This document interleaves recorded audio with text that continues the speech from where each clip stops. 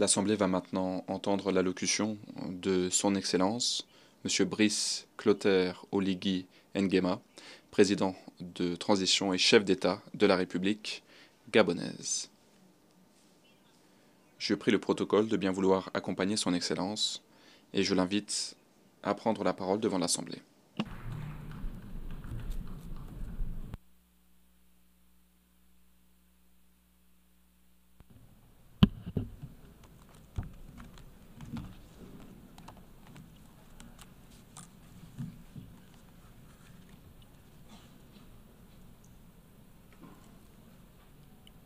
Monsieur le Président de l'Assemblée générale, Mesdames et Messieurs les chefs d'État et de gouvernement, Monsieur le Secrétaire général des Nations unies, distingués invités, Mesdames et Messieurs, au nom du peuple gabonais, je suis heureux de prendre part aux travaux de cette Assemblée générale des Nations unies. Monsieur le Président Philemon Yang, en prenant la parole pour la première fois devant cette auguste Assemblée, je voudrais d'abord vous adresser mes chaleureuses félicitations pour votre brillante élection à la présidence de cette 79e session de l'Assemblée générale des Nations unies, ainsi que mes vœux les plus ardents. J'exprime ces compliments autant à un diplomate chevronné que vous êtes, qu'aux représentants d'un pays frère, le Cameroun, lié au Gabon par la géographie, l'histoire et la culture. Soyez donc assurés du plein soutien de mon pays tout au long de votre mandat. Je voudrais enfin rendre un hommage mérité à M. Antonio Guterres, secrétaire général de notre organisation, pour son inlassable dévouement et son engagement au service des idéaux des Nations unies. Monsieur le Président, je saisis cette occasion pour porter à votre attention que les présentes assises se tiennent au moment où mon pays, le Gabon, vient de célébrer le premier anniversaire du coup de la libération. En effet, la marche vers la construction d'un Gabon nouveau, jusqu'à ce jour, a su tenir ses promesses énoncées à cette tribune lors de la dernière Assemblée générale, à savoir la mise en place des institutions de la transition, la libération des prisonniers d'opinion, l'inclusivité permanente, la tenue du dialogue national inclusif, la rédaction d'une nouvelle constitution. La prochaine étape est l'organisation du référendum dans les prochains mois, l'adoption du code électoral et la révision du fichier électoral, conformément au chronogramme adopté lors du dialogue national inclusif. Toutes ces avancées, soutenues par le peuple gabonais, participent grandement à un retour progressif à l'ordre constitutionnel, à travers une élection libre, transparente et apaisée dans les délais les meilleurs. Outre les points sus évoqués, des réformes significatives ont été engagées dans les secteurs qui touchent directement au développement humain. Les routes, les centres de santé, les écoles, le retour des bourses scolaires, l'ouverture des concours aux grandes écoles, le dégel des recrutements et le paiement des arriérés des pensions, tout ceci en respectant nos engagements à l'international. C'est pour moi l'occasion de remercier l'ensemble des partenaires, les pays amis et les bailleurs de fonds, nationaux et internationaux, qui nous accompagnent dans ce processus de la transition, en dépit des difficultés qui le caractérisent. Mesdames et Messieurs, la présente Assemblée générale, dont la thématique est l'unité dans la diversité pour l'avancement de la paix et du développement durable et de la dignité humaine, partout et pour tous, s'inscrit dans le cadre de la construction d'une communauté planétaire et se trouve être en harmonie avec les principes énoncés dans le préambule de la Déclaration universelle des droits de l'homme de 1948. Le Gabon, fidèle à sa tradition de paix, adhère sans réserve à ce projet qui vise un monde interactif, plus juste et inclusif.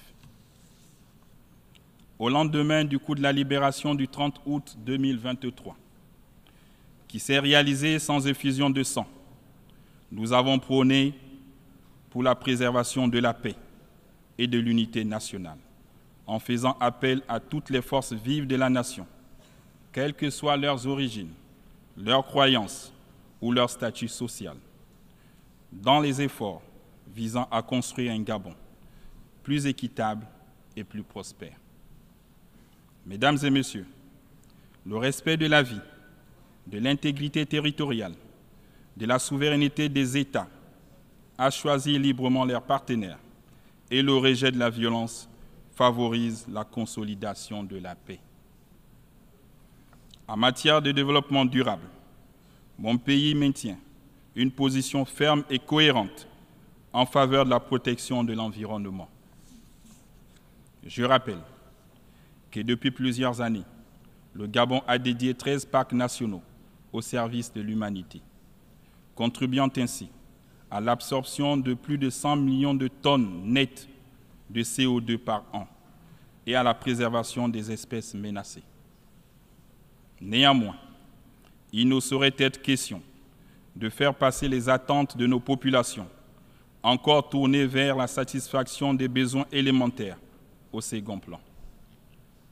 C'est pourquoi cette tribune est l'occasion de rappeler, une fois de plus, aux nations industrialisées la nécessité de véritablement respecter leurs engagements, en soutenant les pays qui abritent le plus grand réservoir de carbone au monde.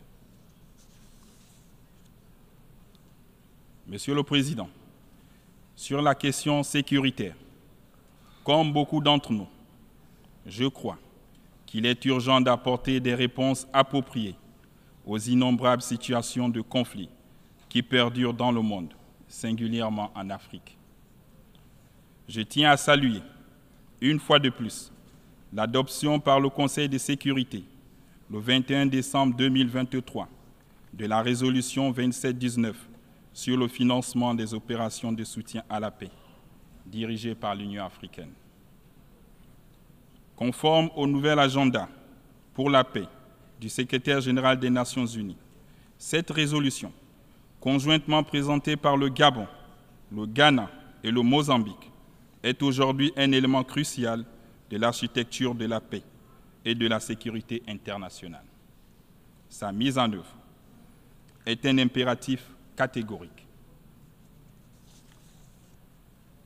C'est le lieu pour moi d'appuyer les efforts du secrétaire général des Nations unies visant à prévenir une solution politique réaliste, pragmatique et durable sur le Sahara marocain. Je voudrais également me réjouir de l'annonce officielle par les États-Unis d'Amérique de leur soutien à l'admission de 2 États africains comme membres permanents du Conseil de sécurité.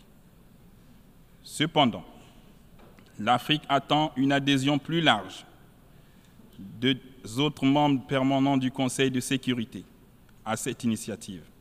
En même temps, l'accès au droit de veto des membres africains. Ceci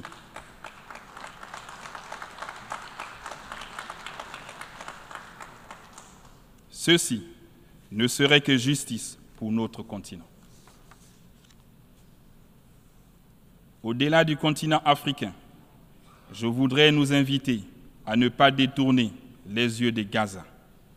Il est plus que jamais temps que s'installe la paix définitive en vue de la coexistence harmonieuse des 2 États, palestiniens et israéliens. De même, je voudrais réitérer la position du Gabon en faveur de la levée de l'embargo économique, commercial, financier imposé à Cuba en raison de son impact négatif sur le bien-être des populations. Monsieur le Président, Mesdames et Messieurs, comme le disait le président Félix Houphouët-Boigny, la paix n'est pas un simple mot, mais un comportement, un véritable état d'esprit. Cette aspiration légitime des peuples est un idéal. Il recommande que les pays développés qui ont une expérience dans la résolution des conflits partagent avec les autres États leur savoir-faire pour un monde plus juste et plus équilibré. L'unité dans la diversité pour l'avancement de la paix, du développement durable et de la dignité humaine partout et pour tous est, à mon sens, l'aboutissement d'une véritable société de dialogue, de tolérance et de respect de l'autre. Ceci devrait nous aider à construire un monde de paix où le développement serait adopté aux besoins de tous et de tous les peuples. Monsieur le Président, concernant la question économique et financière, le rapport 2024 des Nations Unies sur le développement durable souligne encore une fois l'urgence de mobiliser des financements massifs afin de combler le déficit de financement de l'économie mondiale, estimé à plusieurs milliards de dollars par an. C'est une réalité.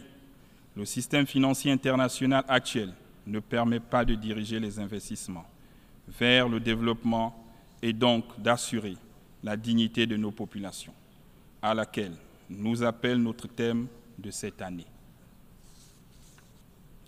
Je partage ainsi la ferme volonté de plusieurs de mes pairs de parvenir à une réforme des institutions financières mondiales qui est cruciale pour dégager des investissements en faveur des pays de développement. Monsieur le secrétaire général des Nations Unies, Mesdames et Messieurs, les chefs d'État et de gouvernement, Excellences, Mesdames et Messieurs, mon pays, le Gabon, résolument engagé dans sa marche vers la félicité, entend pleinement jouer son rôle pour l'avènement effectif d'une communauté humaine plus concertée et vivement souhaitée par tous. Ensemble, mutualisons nos efforts pour l'espoir d'un meilleur destin en agissant autrement pour la préservation de la race humaine. Je vous remercie.